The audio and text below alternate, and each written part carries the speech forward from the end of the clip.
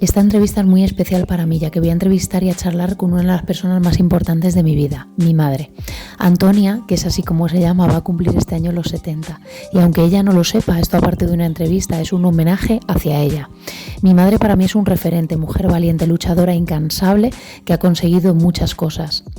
También ha tenido una vida no muy fácil en algunos aspectos. Cuando tenía 14 años, su hermana mayor desgraciadamente falleció en un accidente y eso le marcaría de por vida.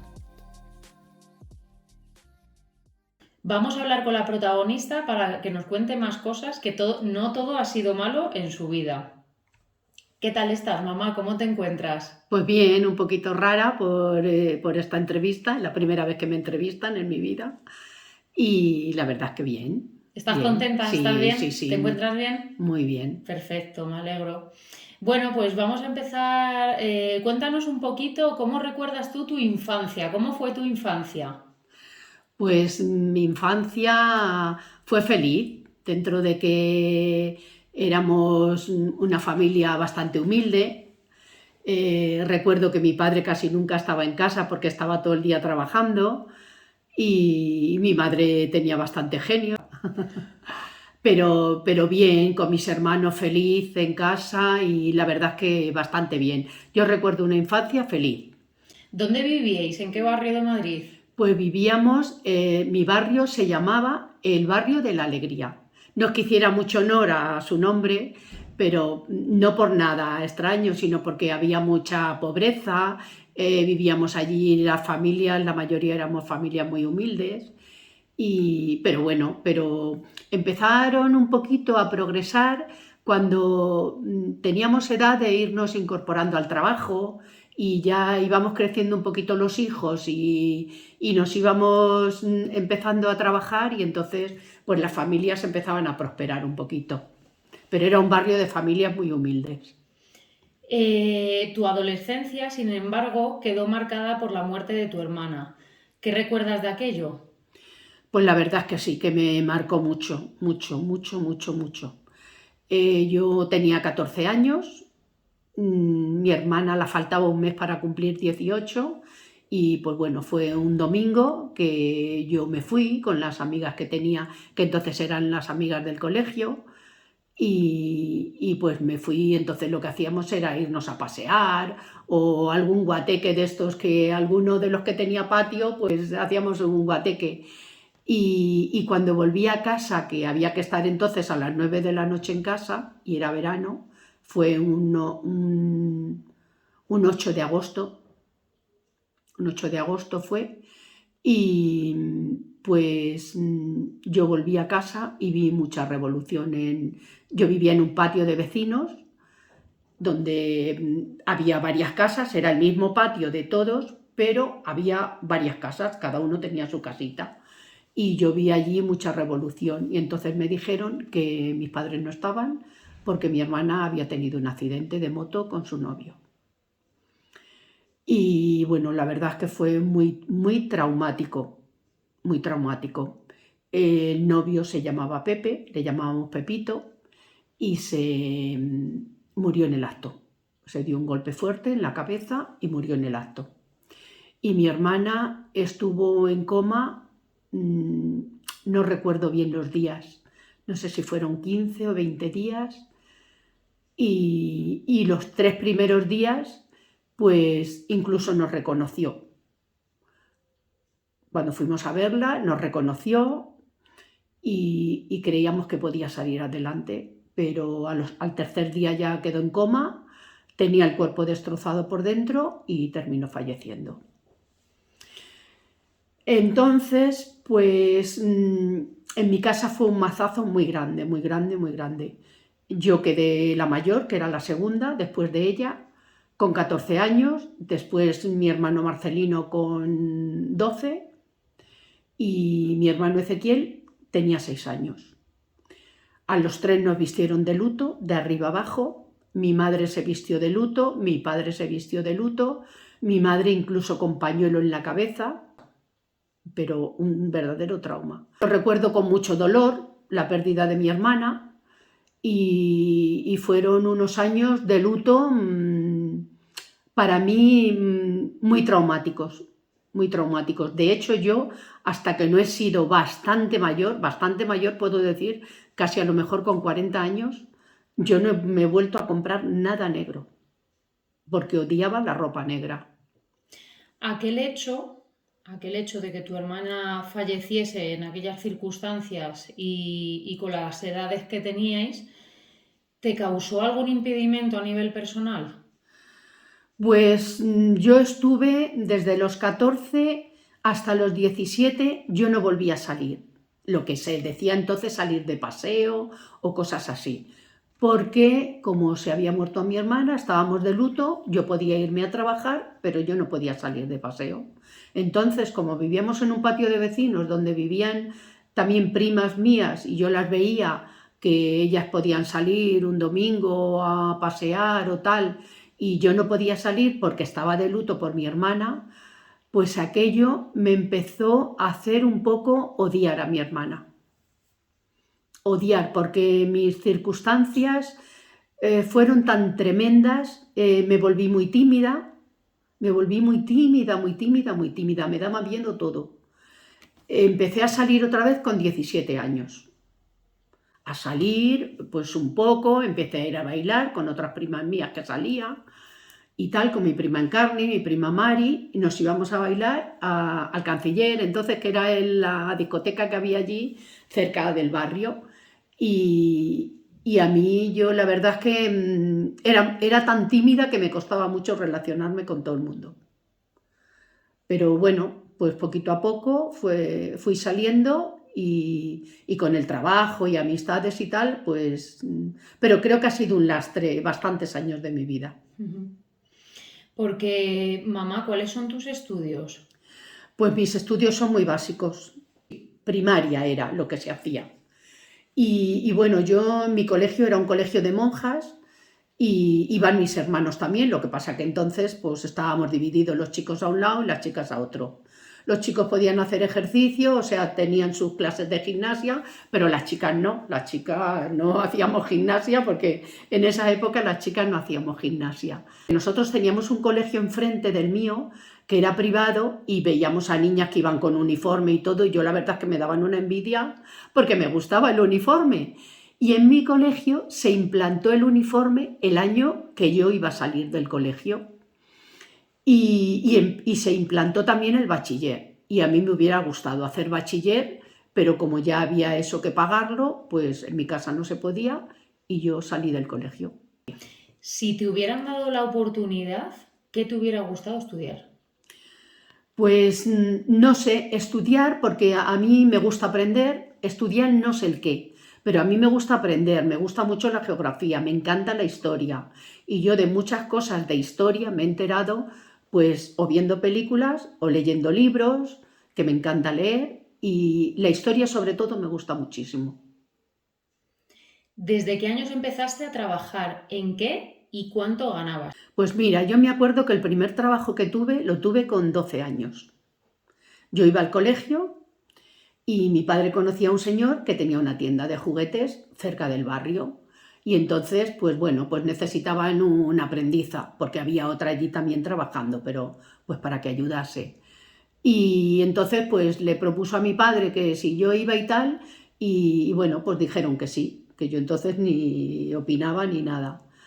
Y pues empecé a ir por las tardes cuando salía del colegio, allí a trabajar a la tienda esa de juguetes, que para mí casi era como un juego. Pero a mi padre entonces le daban 1.000 pesetas al mes por ir yo todas las tardes allí. Y esas 1.000 pesetas en mi casa hacían falta. Seguí en el colegio hasta los 13. Yo los años los hago el día 4 de diciembre. Y cuando en ese año, que yo tenía todavía 13 años, hasta diciembre no hacía los 14, pues se terminó el curso. Y mi hermana trabajaba en una peluquería en Diego de León, donde había bastante gente trabajando. Y tenían un matrimonio que eran los dueños y los dos eran peluqueros. Entonces, pues un día llegó mi hermana diciendo a mi madre: mamá, me ha dicho Andrés, el jefe y tal, que en la peluquería necesitan una aprendiza. Y entonces mi madre le dijo: pues dile a Andrés que no busque a nadie, que se va a la Toñi a trabajar allí. Pues así terminé el curso escolar con 13 años y empecé a trabajar en la peluquería con mi hermana. Íbamos en el tranvía, porque eso estaba en Diego de León, cogíamos un tranvía en el barrio de la Concepción para ir a Diego de León. Y íbamos, y en la peluquería era pues estar todo el día, nos llevábamos hasta la comida y todo para comer allí, y nos íbamos por la mañana, no sé a qué hora, temprano, y volvíamos a lo mejor a las 9 o 10 de la noche a casa. Ganaba 200 pesetas a la semana.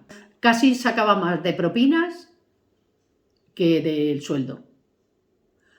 Pero ese fue mi primer trabajo. Después, cuando falleció mi hermana, a mí la verdad es que la peluquería no me gustaba mucho. Me gustaba para enredar, que me ha gustado hacer cosas de peluquería. De hecho, yo cortaba el pelo a parte de mi familia porque me gustaba enredar, pero no me gustaba como para trabajar en ello, porque había muchas horas y entonces era un trabajo muy mal pagado. Y yo quería trabajar en algo de lo que yo pudiera vivir y mi lucha era por sobresalir. Y como había visto tanta miseria y a veces mi madre me había mandado comprar de pequeña algo a la tienda del barrio y sin dinero y dile que te lo apunte, para mí eso fue muy traumático también. Entonces yo siempre pensé que yo quería trabajar para que nunca me faltase dinero para lo básico, para tener las necesidades básicas cubiertas. Entonces esa ha sido mi obsesión toda la vida. Yo no quise seguir en la peluquería. Entonces empecé a trabajar en un taller de costura en el barrio de la Concepción, que estaba muy cerca del mío. Y era un taller de costura donde se hacían entonces batas de guatiné, que incluso mi madre compró una máquina porque nos daban batas para hacer remates en casa y yo me llevaba trabajo a casa. Y yo trabajaba en casa, después del taller ese, trabajaba en casa y era un dinero extra que se ganaba en casa. Y luego, después de estar trabajando en ese taller, no sé si fueron 8 o 10 meses, creo que no llegó al año, pues yo tenía un tío, mi tío Tomás, que la verdad es que era un hombre bien posicionado laboralmente, era bastante culto, bastante preocupado por el bienestar de la familia. Y me preguntó que cómo iba yo de coser a máquina y le dije, pues bien, porque es lo que hago en el taller, coser a máquina. Y entonces me dijo, es que yo tengo amigos que trabajan en los talleres del Corte Inglés, uno de ellos es cortador y voy a hablar con él para ver si pudieras entrar allí y tal. Y así fue, me llamaron para hacer una prueba. Me acuerdo que se vino mi madre, mi tía Polonia conmigo, íbamos las tres de luto desde los pies a la cabeza, porque hacía un año que se había muerto mi hermana, y eso fue en verano, yo creo que entré en junio, en Induico, del año siguiente. Mi hermana murió en el 67 y yo entré en Induico en el 68. Hice la prueba, me llamaron, me admitieron y allí he estado 23 años. Y la verdad es que muy bien, aquello era para mí un mundo, cosiendo a máquina, se trabajaba en cadena, pero la verdad es que allí estuve muy bien y se ganaba dinero, porque se hacían muchas horas, entonces pagaban todas las horas extras y todo. Lo que pasa es que yo siempre me pagaban en sobre, el dinero metido en un sobre por semanas, y yo llegaba con mi sobre cerradito y se lo daba a mi madre, porque mi madre era la administradora del dinero de la casa. Y se lo estuve dando pues hasta el año, yo tenía 27 años, cuando yo me apunté en una cooperativa porque yo quería tener mi casa, porque yo tenía 27 años y no tenía novio ni nada, y yo quería tener mi casa. Y vi que hicieron una cooperativa donde era asequible al dinero que yo ganaba y tal, y entonces me apunté en la cooperativa. Y a raíz de eso, pues ya le empecé a decir a mi madre que yo me iba a quedar con mi sueldo para administrarlo yo y les ayudaba con los gastos de la casa y tal. Mi madre se enfadó bastante porque a ella le gustaba administrar el dinero. Luego también, en algún momento de tu vida, fuiste emprendedora y autónoma. ¿A qué te dedicaste y durante cuánto tiempo? Pues mira, eso ya fue estando casada y teniéndote a ti. Yo durante los años que estaba soltera y que trabajé en Induico, a mí me gustaba mucho el tema de la estética.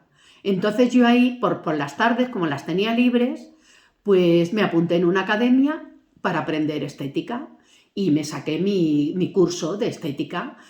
Y bueno, pues aprendí a hacer depilaciones, a dar masajes, a hacer maquillajes y todo eso la verdad es que me gustaba mucho, pero bueno, pues lo tenía ahí aparcado. Y llegó un momento que cuando tenía a mi niña con 1 añito y medio por ahí, me empezaron a poner pegas en la guardería, que no la podía dejar tan temprano porque iban a abrirla más tarde y tal, y entonces me planteé el trabajar en casa. Ya en aquel tiempo que tú eras de las pocas mujeres que trabajabas, porque Sí. tu generación, la mayoría de las mujeres todavía no trabajaban. Dejaban de trabajar O dejaban de trabajar para cuando criar, se casaban. Cuando se casaban, pues para criar a los hijos y tal. Tú no pudiste dejar de trabajar, ni tampoco querías, las cosas hay que decirlas, No porque quise. tú querías tu independencia Sí. también, no querías... Yo quería mi independencia económica. Económica, eso es. Y luego necesitábamos otro sueldo en casa, porque papá no ganaba mucho en esa época y necesitábamos los 2 sueldos. El término conciliación familiar y laboral. Y tú hacías malabares para intentar llegar a esa conciliación. ¿Y puede ser por ese el motivo por el que dejaste Induico y apostaste por tu proyecto de estética? Pues también, seguramente que también, aparte de que me gustaba mucho lo de la estética, yo es que te dejaba a ti en la guardería a las 6:30 de la mañana y te recogía a las 5 de la tarde. Fuiste una niña bastante llorona, porque tenías cólicos de gases, pobrecita mía, pero muy llorona, y entonces me daba una pena tremenda. Y por otro motivo también, fue por lo que me hice un poco emprendedora, es porque en Induico pues ya iba bajando el trabajo, porque ya lo iban mandando fuera, porque allí se hacía toda la confección que se vendía en el Corte Inglés. Pero empezaron a ver que había talleres en pueblos y tal, donde la confección salía más barata, porque nosotras ya teníamos todas muchos trienios, teníamos mucha antigüedad y entonces les salíamos un poco caras, porque la verdad que era una empresa que pagaba bastante bien para la época. Entonces, pues empezaron a ofrecer dinero para quien se quisiera ir. Y yo pensando que me daban un poquito de dinero, que con ese empuje podía montar mi negocio y podía seguir trabajando, porque yo pensaba, o sea, yo no podía dejar de trabajar. En mi casa hacía falta mi sueldo. Y entonces, pues, todo fue un camino que se me fue poniendo bien para yo hacer ese proyecto. ¿Tuviste todos los apoyos suficientes a la hora de lanzar tu negocio? Pues tuve pues el apoyo de papá, porque le pareció bien que yo emprendiera eso, porque también nos daban ahí un dinero que nos venía bien a los dos, sinceramente. Nos venía bien económicamente para la economía familiar. Y en eso me apoyó. Cuando te recogía de la guardería, yo en eso había más trabajo por la tarde que por la mañana, y por las tardes yo, si trabajaba en casa, que me monté y me declaré y todo. Yo me hice autónoma para poder montar ese negocio en casa. Entonces tuve que buscar una persona para que te cuidase a ti por las tardes, porque papá estaba trabajando. Luego también en este tipo de trabajo tú tienes que estar reciclándote continuamente. Tienes que hacer cursos, tienes que ponerte al día de aparatología, de nuevos productos que salen, de muchísimas cosas. Y yo tuve un tiempo al principio que lo podía hacer y hice cursos, pero llegó un momento que yo no me podía gastar dinero en cursos, porque lo que yo ganaba haciendo depilaciones o haciendo limpiezas de cutis, pues yo lo necesitaba para mi casa, ese dinero. Con lo cual no podía invertir en prepararme yo más. Y entonces llegó un momento que yo pensé que si no sabía más, como que estafaba a las clientas. Y me empecé a plantear el dejarlo, pero no sin tener otro trabajo. Cuéntanos tu trayectoria laboral hasta tu jubilación. Antes de terminar de dejarlo de estética, pues hablé con este que luego se ha convertido en amigo. Entonces era un profesor del colegio con el que teníamos trato, y como él llevaba el tema de los comedores, le pregunté que qué tenía yo que hacer para entrar a trabajar en el comedor.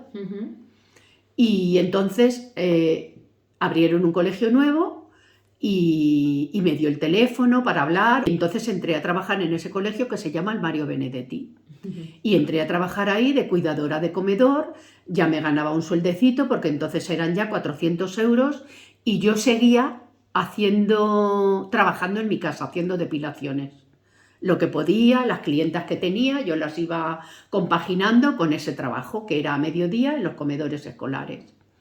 Pues así estuve un tiempo y luego llegó el verano y como en el comedor éramos fijas discontinuas, en verano no trabajábamos porque no había colegio.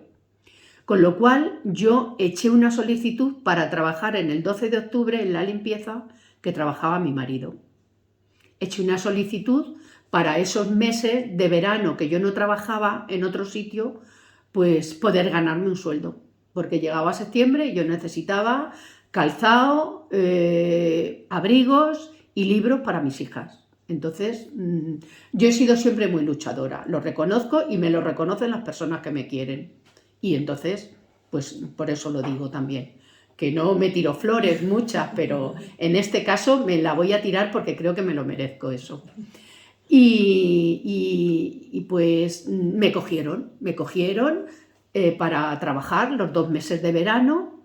Estuve muy sacrificadísima, porque no paré de trabajar en todo el año, pero cuando llegó septiembre, yo había terminado de trabajar esos 2 meses, me dieron una pequeña liquidación, y aparte de haber ganado un dinerito los 2 meses, y me pude permitir el lujo de irnos a Denia. Mi amiga Nieves vino y me ayudó me hizo ella el currículum en internet, en el ordenador, porque yo no sabía hacerlo. Y eché ese currículum en Ribamadrid. Y entonces entré ahí a trabajar en colegios. Y mi primer trabajo, que me llamaron, me contrataron para 4 horas en el mismo colegio donde había estudiado mi hija María. Entré ahí en el parque, en el colegio El Parque, empecé a trabajar 4 horas por la tarde. Con lo cual ese verano también empecé a trabajar después de Semana Santa y llegó el verano y claro, el contrato era fijo discontinuo y me tenía que ir al paro otra vez. Entonces ese fue también el último verano que yo solicité trabajar en el 12 de octubre en la limpieza y estuve ese verano. Y luego ya empecé en septiembre otra vez a trabajar y ya no he parado porque los veranos me preguntaban si quería trabajar y me iba a trabajar dentro de la empresa, pero a otros sitios porque los colegios se cerraban. Y ya no he dejado de trabajar hasta que cumplí los 60 años y con 60 años tenía la opción de hacer una jubilación parcial, que tenía que trabajar hasta los 65, pero una parte para la empresa y la otra me la pagaba la Seguridad Social. Entonces me acogí a eso, que tenía derecho. ¿No fue con 61? No, fue con 60. Con 60. Recién cumplidos, porque yo los cumplo en diciembre y fue en diciembre cuando yo hice esa prejubilación. Y estuve trabajando hasta los 65, pues 1 mes y medio iba a trabajar a la empresa y el resto me lo pagaba la Seguridad Social. Y ahí ya terminé de trabajar y finiquito. Vamos a volver para atrás en el tiempo. En el año 84 te casas y decides formar una familia. ¿Qué recuerdas del día de tu boda?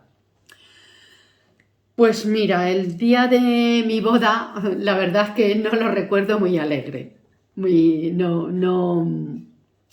mí es que no me gustó mi boda, sinceramente. Yo mi boda lo hubiera hecho de otra forma.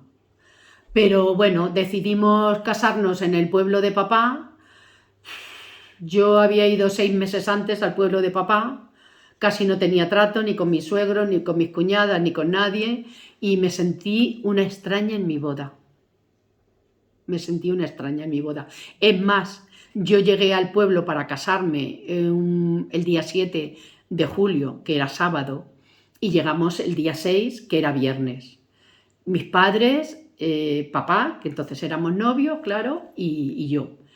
Y ya nos estaba esperando allí toda la familia, pero en la familia me refiero a los hermanos de mi suegra, los cuñados, bueno, no sé si estaban allí 40 personas esperándonos para comer. Un perol, que yo ni había visto los peroles de comida. A mí es verdad que papá me puso comida en un plato porque yo entonces en esa época comía muy poquito. y me llenaba rápido porque era de poquito comer. Pero me angustió ya eso. Luego por la noche iba todo el mundo que iba a la boda, iba allí a la despedida de soltero, en casa de mi suegra. Yo me quise acostar para estar al día siguiente bien y no me dejaban acostarme. Papá estaba con sus amigos, claro, disfrutando de la costumbre que tenían en el pueblo, pues de eso, de celebrar allí, estaban todos sus amigos, y yo me sentí tan sola, nada más que con mi madre, que me metí en el cuarto de baño a llorar. Y mi madre conmigo. Y yo diciendo, mamá, es que no sé si yo voy a acertar en casarme. Y me decía, pero hija, ¿cómo vamos a hacer ahora? ¿Cómo vamos a montar este número aquí en el pueblo ahora? ¡Que nos matan! Y yo llorando, me entró una incertidumbre y un malestar por el cuerpo que me dio por llorar.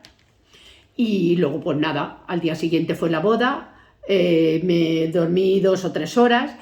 Y tengo una anécdota muy, muy curiosa del día de la boda, de antes de que pasase la boda, pero ya por la mañana. Yo tengo un amigo que es de gay, se llama Antonio y es malagueño. Y mi amigo tenía mucha ilusión de venir a la boda y peinarme, y maquillarme y todo. Entonces, cuando llegó mi amigo allí al pueblo, que le di la dirección, pues fue mi padre a buscarle donde yo le había dicho que tenía que ir. Y mi padre luego le traía a casa de mi cuñada, que al final me fui a dormir a casa de la tía Eugenia, porque en casa de la abuela no se podía dormir, no me dejaban dormir. Y me llamó mi cuñada, así fue a despertarme, no sé si a las 7 de la mañana o por ahí.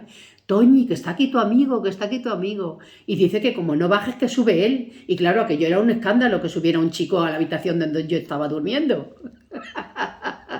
Era un escándalo en Villanueva de Alcarrete. Y entonces nada, pues ya bajé, mi amigo Antonio es un encanto, pero un encanto, me peinó, me maquilló, que yo era, en ese momento me sentí muy bien, muy bien, muy bien. Y luego pues allí la costumbre era de que iba el novio, toda la familia, todo el mundo dándote besos de despedida de soltera, que es el último beso de soltera, todo el mundo besándome, mi amigo diciendo, no la beséis que la quitáis el maquillaje. Y a la gente eso le daba igual.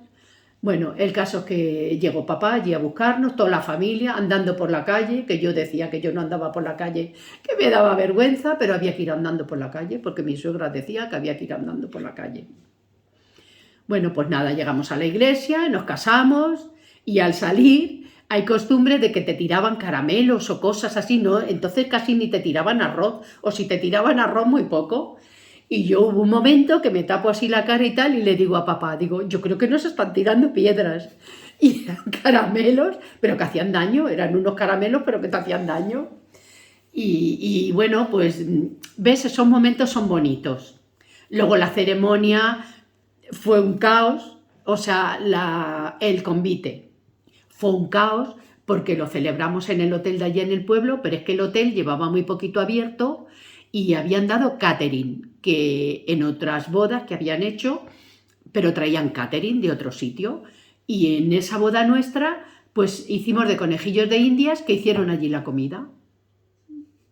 A los primeros les sirvieron mucho y para los últimos no había.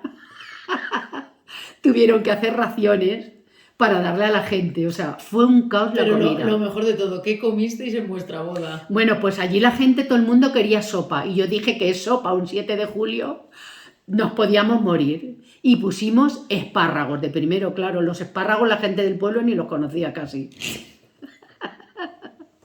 Entonces, bueno, pues la gente echó de menos la sopa, la gente del pueblo.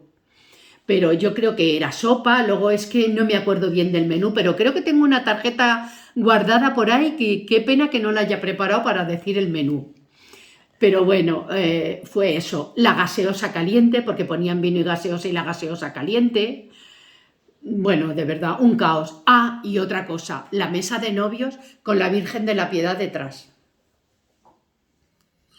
Y bueno, esas cosas recuerdo. Luego ya cuando terminó empezó el baile, fueron algunas compañeras mías de Induico, que yo por entonces todavía trabajaba en Induico, fueron todos mis primos, y la verdad es que lo único que yo digo siempre de mi boda es que mis primos se lo pasaron en grande, porque muchos de ellos se tuvieron que quedar a dormir allí en el hotel porque no estaban en condiciones de conducir.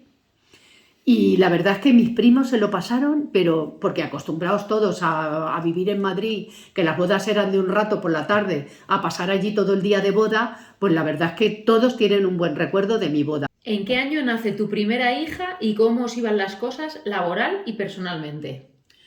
Bueno, pues María nació al año, a los 13 meses nació en el 85, el día 1 de agosto, y nació por cesárea, porque venía un poquito rebelde mi niña, venía de culo. Y entonces, como entonces decían que yo ya era mayor para tener el primer hijo, que la tuve con 32 años, pues fue una cesárea programada. Yo me tiré 15 días en el hospital porque por lo visto el médico que a mí me tenía que hacer la cesárea estaba de vacaciones y como todavía no me ponía de parto, pues me estuvieron ahí aguantando. Y el día 1 llegó el médico de vacaciones y a todas las que estábamos para cesárea dijo, ¡hala! A desfilar todas por el quirófano. Y tengo una anécdota un poquito así, porque yo como ya estaba ingresada, pues por la mañana me dijeron, no desayunes porque ya vas a ir al quirófano, que van a hacer tu niño. No se sabía lo que era porque venía de nalgas y no se sabía si era niño o era niña. Y entonces yo llamé a papá enseguida para decirle, papá, que me han dicho que ya van a hacer que me van a pasar dentro de nada al quirófano, así que vente y tal. Bueno, pues llegó, me acuerdo que el tío Cándido, que ya no vive, y me acuerdo que el tío Cándido, como llevaba yo ingresada un tiempo y entonces no había televisiones en los hospitales, me trajo él una tele pequeña que tenía. Y llegaba el tío con la televisión y todavía no había llegado papá. Y yo decía, madre mía, yo sé que papá es un poco tranquilo, pero vi que no llegaba, y yo decía, madre mía, que me meten al quirófano y no ha llegado. Y llegó cuando yo ya iba en la camilla para el quirófano. Llegó a tiempo. Lo único que le puedes decir es, estate pendiente porque yo voy a estar dormida cuando la niña nazca y por favor vigila que sea nuestra niña o nuestro niño, porque en realidad no sabíamos lo que era. Pero tuve la suerte de que había una chica de su pueblo trabajando allí, en el hospital, en el Gregorio Marañón que naciste. Y entonces nos decía, pues cuando te vayan... No, ella había dicho que cuando me metieran al quirófano que la avisaran. Y ella estuvo dentro del quirófano y entonces fue ella la que salió contigo envuelta en una mantita y se la enseñó a papá. O sea, te conocieron ellos antes que yo, porque yo estaba dormida. ¿Cómo estabais laboral y personalmente en el año 85 más o menos? Bueno, personalmente la verdad es que estábamos muy contentos con tu nacimiento y fue una alegría inmensa. Nosotros, el primer año, yo, por ejemplo, papá estaba feliz, porque papá seguía haciendo su vida como a él le gustaba. Iba al pueblo más que nunca, porque él se vino a Madrid y estaba harto del pueblo, y sin embargo cuando nos casamos le dio por ir al pueblo continuamente. Y yo no me sentía muy cómoda, porque íbamos a casa de su madre y yo no me sentía muy cómoda en el pueblo. Y eso me hacía sentirme un poco, porque cada salida era vámonos al pueblo y vámonos al pueblo. Pues económicamente estábamos bien, porque yo seguía trabajando en Induico y papá trabajaba en el Hotel Miguel Ángel. Y la verdad es que económicamente estábamos bien. Cuando naciste tú, eras la reina de la casa, te llevaba con ropa toda del Corte Inglés y me encantaba, mi niña era mi tesoro. ¿En qué año nace tu segunda hija y cómo os iban las cosas laboral y personalmente? Pues Lucía nació en el 89, yo tenía 36 años y ya económicamente estábamos mal, porque yo ya trabajaba en casa, todavía no tenía una clientela así ganaba muy poquito dinero y tenía que pagar autónomos y tenía gastos. Y papá dejó su trabajo en el hotel y estaba en el paro cuando nació Lucía. Entonces, económicamente andábamos un poquito flojos. ¿Quién se ha encargado de la crianza y el cuidado de tus dos hijas? Pues creo que eso me ha correspondido a mí. ¿Todo al 100%? Prácticamente sí. A papá le encantaba jugar al fútbol y al frontenis, pero si yo estaba trabajando, papá os llevaba con él.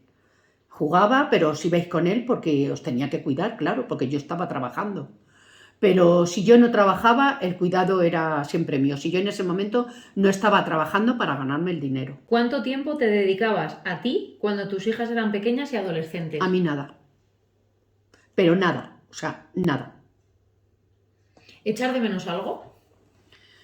Pues me hubiera gustado viajar un poquito. Si no lejos, a lo mejor, pero me hubiera gustado viajar.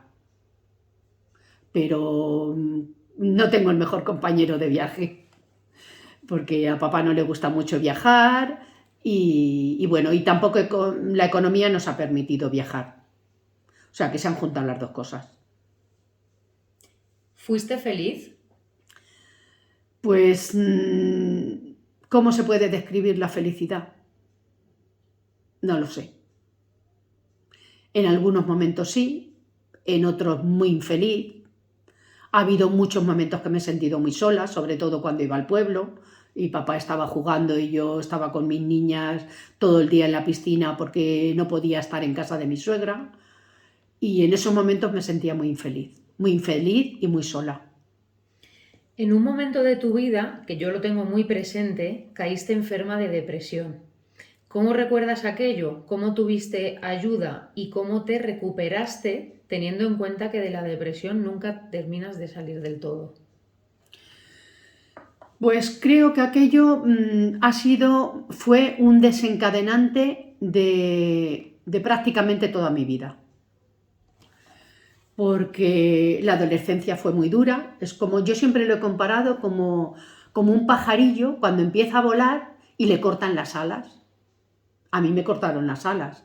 Yo no entendía que yo tuviera que irme a trabajar con 13, 14 años, 15 y no pudiera salir a dar un paseo, que era lo que hacíamos, comprarnos un helado en verano, una milhoja en invierno y dar un paseo por el barrio de la Concepción y Quintana, que era el barrio cerca al mío. No lo entendía, no lo pude entender y el ir de luto para mí fue horrible. Entonces creo que entre eso, mi padre siempre ha estado también enfermo. Luego he tenido un hermano también enfermo de adicciones. Mi madre me machacaba mucho con todo eso, me hacía muy partícipe de todo. En el pueblo que iba mucho y no estaba a gusto yo allí. Varias veces negocié con papá que si quería que yo fuera al pueblo, iba y volvíamos por la noche a dormir a casa. Lo negociaba, pero al final me llevaba a su campo. Me llevaba a su campo porque él insistía tanto y yo no sabía debatir o no sabía decir que no. Decía que no cuando ya me enfadaba y estaba muy saturada. Entonces creo que eso fue un desencadenante de toda esa cantidad de cosas. Desencadenó en crisis de ansiedad, que yo no sabía lo que era. Yo empecé a notar que yo me faltaba el aire, me sentía mal. Yo empecé a ir hasta por la calle con el carnet de identidad en el bolsillo, por si me caía por ahí que supieran quién era. Porque me sentía tan mal a veces como que notaba algún vaivén, notaba algo, pero yo no decía nada, todo me lo guardaba. Me sentía mal, pero yo no sabía lo que me pasaba. Hasta que ya una noche me empecé a encontrar muy mal, muy mal, muy mal, muy mal, me ahogaba, se me encajó la mandíbula.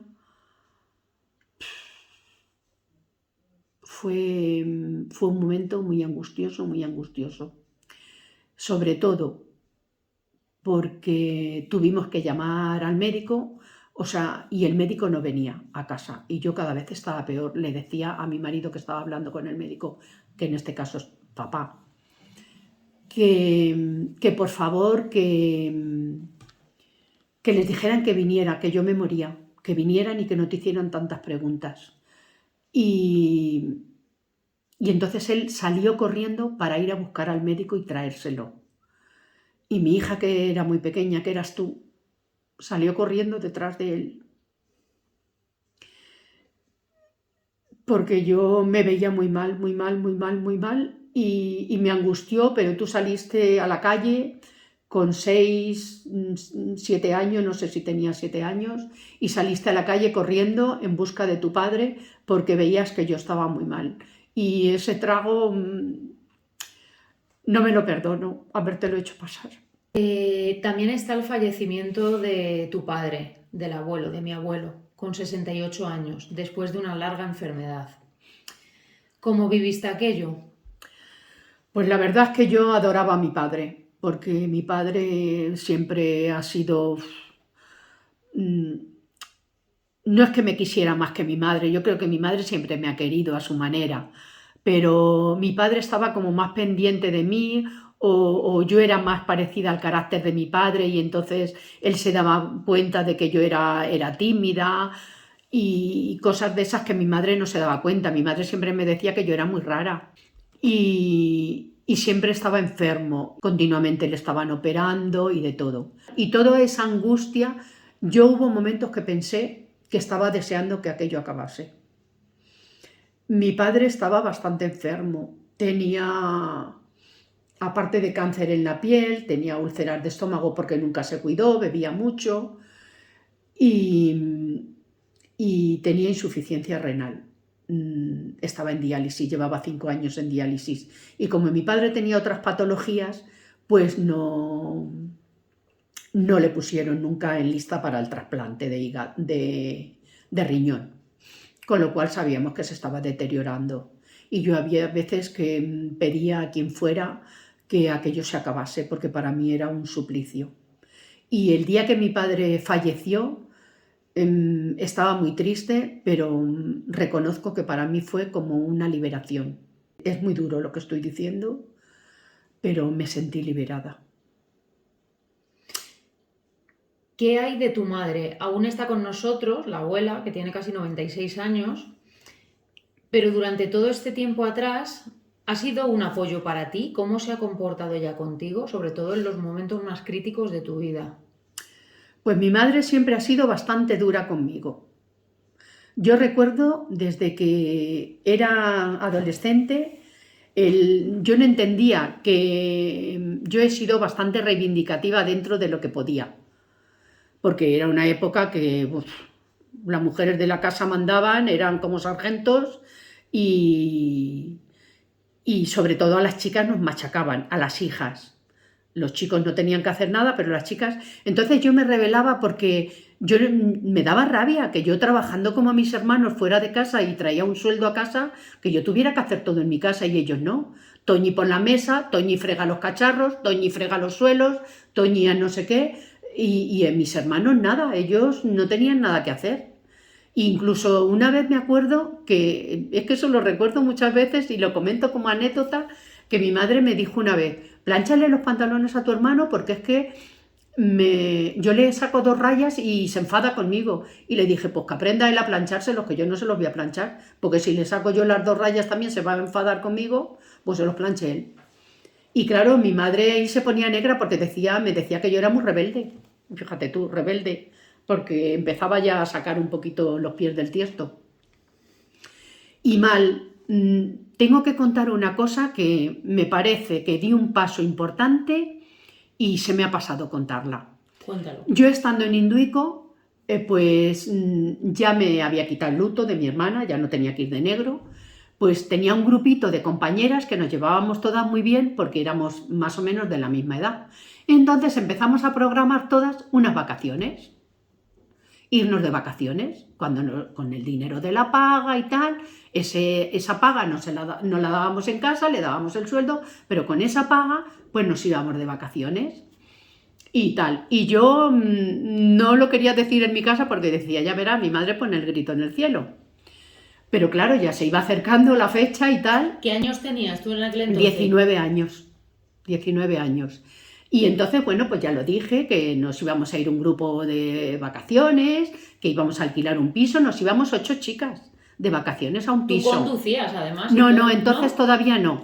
Yo me saqué también el carnet con 27 años y tenía 19. Entonces, pues nada, nos íbamos a ir y mi madre, la excusa que siempre ponía, cuando yo me iba a ir a algún sitio, me empezaba a decir que estaba mala. Se empezaba a hacer la mala, se hacía la mala. Porque mi madre siempre ha sido un poquito teatrera. Y se empezaba a hacer la mala. Entonces yo ya no me iba a gusto. Me iba como diciendo, joder, me voy y dejo a mi madre mala, como con remordimiento. Pero la verdad es que yo tenía mucha ilusión por irme y me fui. Y eso sí, continuamente estaba llamándola por teléfono para que supiera que estábamos bien, qué tal, pero ese año me lo pasé muy bien, de maravilla. Pero mi madre decía, ¿cómo te vas a ir tú si tus primas nunca se han ido de vacaciones? Y digo, claro, mis primas se han casado con 20 años y yo no. Entonces, pues bueno, pues yo no me he casado y yo me quiero ir de vacaciones con amigas y me lo pasé muy bien. Fuimos a Torre del Mar y al segundo año programamos otra vez irnos y ya, claro, ya no dije nada, ya dije que me iba, ya no pedí permiso, ya dije que me iba.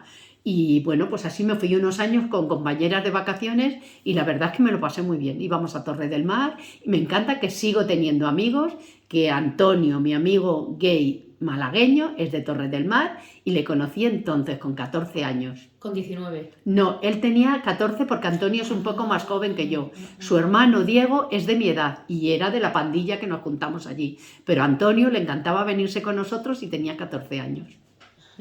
Y entonces conservo esa amistad, esas amistades desde entonces. Bueno. ¿Algo más que añadir de la abuela? Pues yo creo que he sido poco comprendida por mi madre. Muy poco comprendida.